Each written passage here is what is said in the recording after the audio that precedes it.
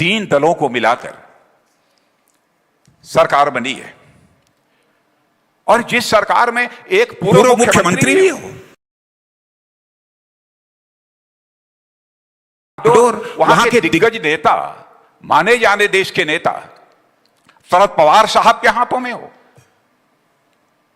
फिर भी यह सरकार इतनी अक्षम और दिशाहीन होगी, इसकी तो मैं कभी कल्पना भी नहीं कर सकता कि ऐसी सरकार जिसकी बागडोर शरद पवार जी जैसे दिग्गज नेता के हाथों में हो और जिस सरकार में एक मुख्यमंत्री भी मंत्री के रूप में जिम्मेदारी संभाल रहा हो, और उस सरकार की ऐसी हालत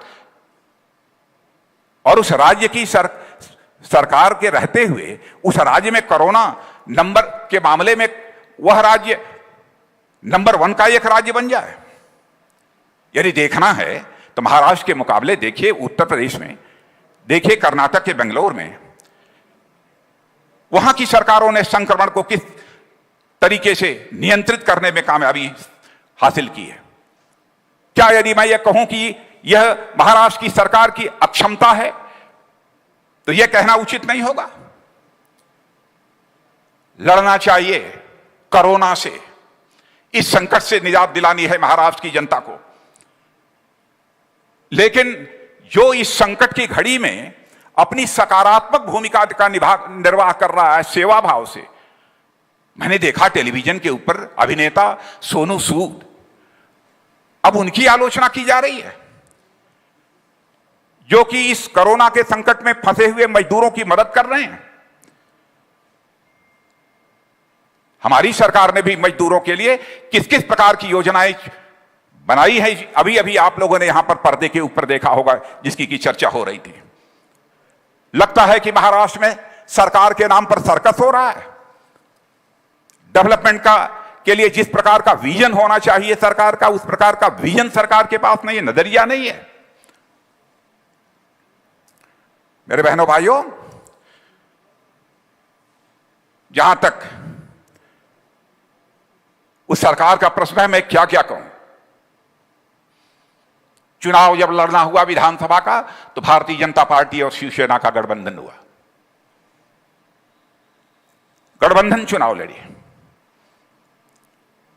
लेकिन गठबंधन के बाद सत्ता की हविस में भारतीय जनता पार्टी को धोखा दिया गया।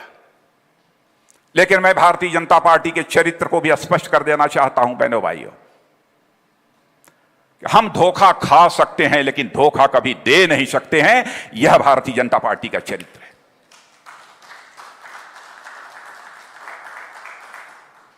जनता चाहती थी कि देवेंद्र फडणवीस जी वहां के मुख्यमंत्री बने, क्योंकि उनके शासनकाल में विकास का रथ महाराष्ट्र में जितनी तेजी के साथ दौड़ रहा था उससे आप अच्छी तरह परिचित हैं।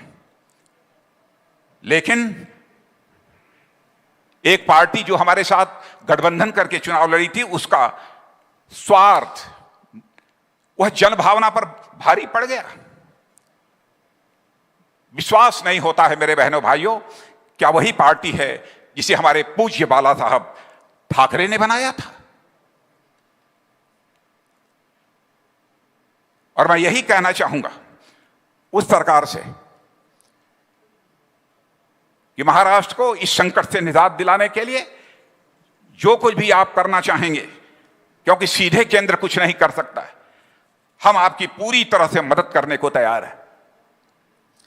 और मैं पुनः आपको, महाराष्ट्र की जनता को विश्वास दिलाना चाहता हूं कि कोरोना संकट पर हम लोग विजय प्राप्त करके ही रहेंगे मेरे बहनों भाइयों।